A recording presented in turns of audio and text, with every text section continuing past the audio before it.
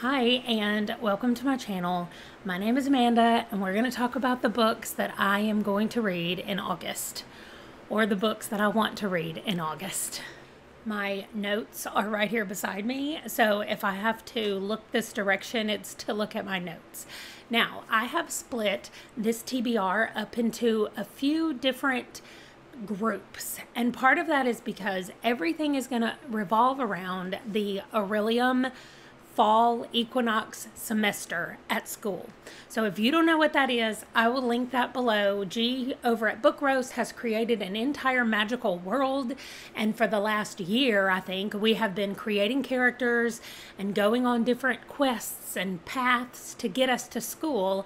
And in April, we did our spring equinox semester, and now we're doing the fall. So I have two characters for this. I'm not going to go in and describe them a lot because I've already done that in a few different places. But we have Adrienne and we have Emmeline. So I'm also not going to go through and explain how things work with the school because G does a great job of explaining all of that down below. All I'm going to do is talk about the books that I'm going to read for my classes. So that's going to be first. We're going to talk about those. The bad news is I only overlap on my two characters in one class this time. In the spring, they overlapped in two classes, which was nice because I only had to read one book, and it counted for both of them. Now, one of the things that you can't do is you can't use one book for two different prompts.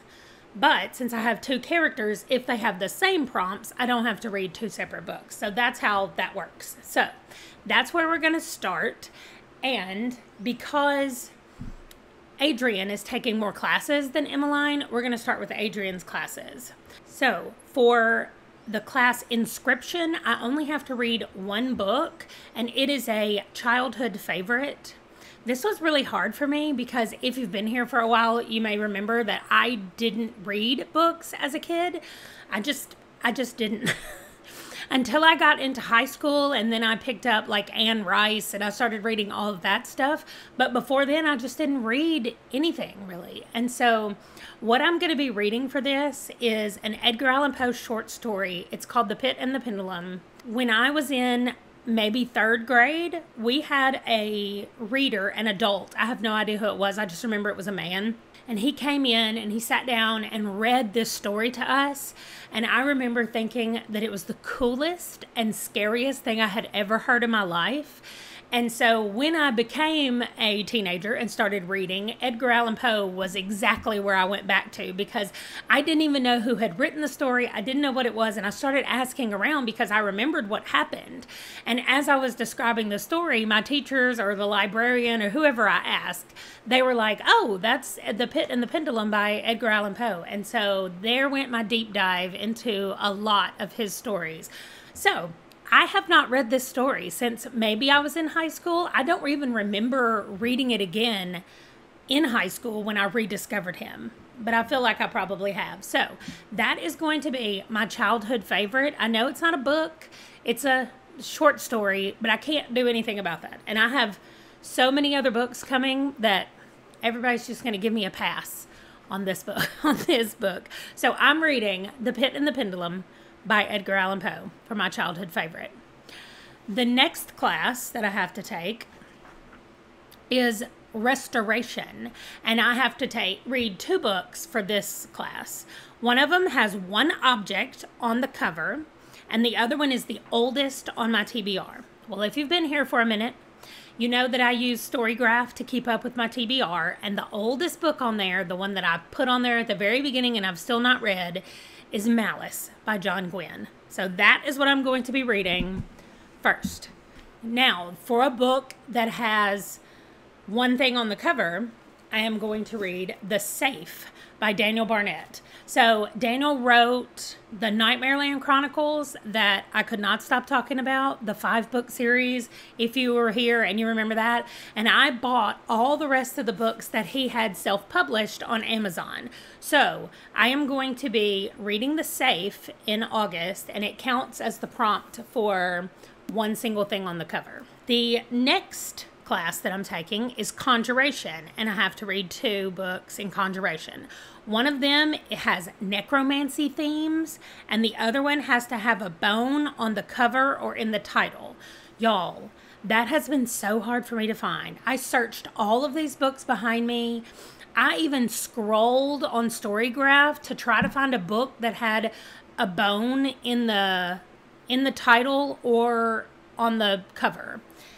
And eventually I scrolled and scrolled on my Storygraph, and I got to Shadow and Bone by Leigh Bardugo. So I read the first book in the first Grishaverse series that I don't even know what it's called, but it was kind of the heist book. I read that one and I really liked it, but I didn't know that I was going to continue or if I was going to continue. So I'm jumping ahead. I'm reading Shadow and Bone just for this prompt. I have no other reason to be reading it. I didn't dislike the writing, so hopefully I will like it. For the necromancy themes, that one was a little bit hard for me as well because I don't want to know a lot about a book before I start reading it. But I have been reading through the Drizzt series, and I am at the Crystal Shard, which is technically book 4, and it's also the first book in a new trilogy. And I think that there are parts of this that have the dead coming back to life in some kind of way, or the dead being used for something. I am not sure, but I'm going to count this right now for necromancy themes. I'm going to be really sad if I read the book and go, it doesn't count, I have to do something else. But for now, the Crystal Shard is the one that I am planning to read for necromancy themes. Then the next class is demonology, and I only need to read 1 book for that, and it just has to be a fantasy. Now, I can't count the Drizzt book for that because I'm already counting it for something else, and you can't double up. So I am going to read The Train to Impossible Places by P.G. Bell. I just hauled this recently. I found it at an Ollie's here, just a little random store that happens to have some books, and it looks good. It's a middle grade, so hopefully it'll be fast and I can zip through it quickly. But I did read enough of the jacket on the inside to know that it is a fantasy. That's all I needed to know. And the last class for Adrienne is lore. And the bad news is I have to read 3 books, do all 3 prompts for lore. So I'm going to take them one at a time. The first are the colors of the flag of your country. So mine is red, white, and blue. So I have to have red, white, and blue. And thankfully, I already wanted to read Chains by Laurie Hulse Anderson. I'm going to get that sticker off because I don't like it. Anyway, on these birds, which you may not even be able to see, but they're red, white, and blue. This represents the British flag and this represents the American flag because this takes place during the Revolutionary War. So I am going to be reading this one for the flags of my colors. Then the second one is betrayal. Okay, this is another one that unless you know the plot of the story, it's hard to know if there's a betrayal, but I am picking Splinter in the Blood by Ashley Dyer. I did learn as I was reading this that Ashley Dyer is a writing duo based in the UK. That's just interesting. But this says, I'm just going to read the very top of the synopsis. After months of hunting a ruthless murderer dubbed the Thorn Killer, Detective Greg Carver is shot in his own home. His trusted partner, Ruth Lake, is alone with him. Yet instead of calling for help, she rearranges the crime scene and wipes the room clean of prints. But Carver isn't dead. So we are in the point of view of Detective Carver, it seems like, and I feel like whether or not his partner is betraying him, this book is going to be about betrayal because he suspects that she's hiding something about the killer. And now she's heading up the investigation and he's in a hospital bed recovering. So I'm putting this down as betrayal. I feel like it counts as much as I can right now. I don't know for sure. Finally, the last book for Adrienne has to have a desert setting. And I was looking through my books and I saw the cover of this and I was like, hey, that looks like a desert. And so I literally skimmed the back and it says, Will they travel to an African desert and track down the source of a mysterious and malevolent sound? And I was like, hey, that says desert and this looks like a desert. So I'm going to go with yes. This is a desert setting. So, Black Mad Wheel by Josh Malerman. I've never read anything by Malerman, but I know he wrote Bird Box, and it's very scary. And so, I'm hoping that I'll be able to read this and not be super scared. That takes care of Adrienne. Now, there are, like I said, overlapping. The only ones that overlap is one object on the cover and the oldest on the TBR, because they're both taking restoration. So, Adrienne is done, part of Emmeline is done, but let's talk about the rest of hers.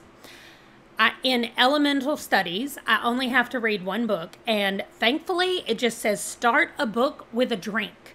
So literally any book that is not part of Adrienne's TBR, I just read it and have a drink in my hand and read them at the same time while I'm drinking, and that counts as this. So you'll see later, I'm going to be picking one of my in-depth books that I'm reading from J.D. Robb, and that's going to be my book with a drink. So that was perfect. It was something I was already planning to read, so it really helped.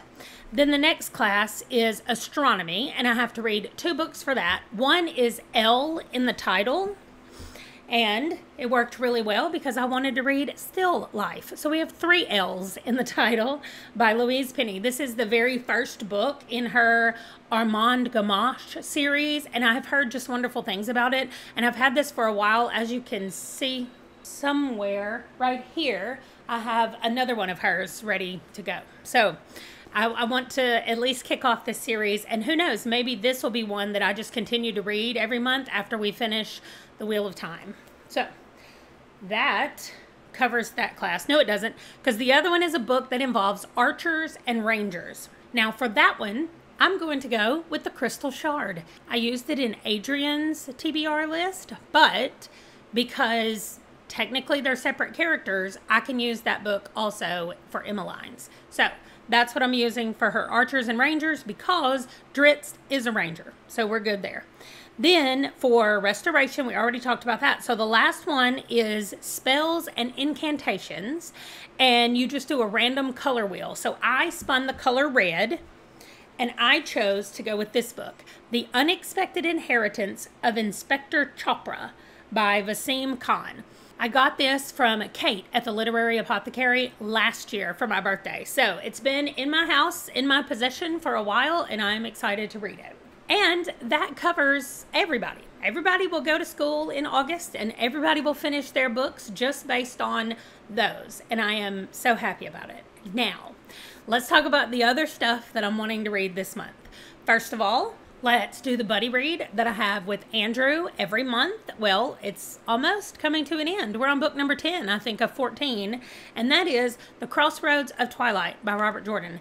This is the only Wheel of Time book that I physically own, because I got it in a box of paperback fantasy books, and it was in there.